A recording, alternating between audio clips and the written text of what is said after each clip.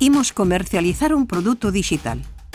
Que pasos debemos seguir para saber se nos afecta o Cyber Resilience Act, CRA? Paso 1. Verificar se o noso produto se atopa nas listas de produtos afectados. Anexos 3º e 4º do regulamento. Paso 2. Determinar a súa categoría, xa que pode clasificarse como importante ou crítico. Paso 3. Se o produto aparece na lista, comprobaremos se desempeña funcións críticas de ciberseguridade ou se pode xerar riscos ou efectos adversos noutros produtos. Paso 4. Avaliación de riscos. Avaliar os riscos asociados ao produto para determinar as medidas que debemos implantar na organización. Documentar e elaborar a declaración de aplicabilidade.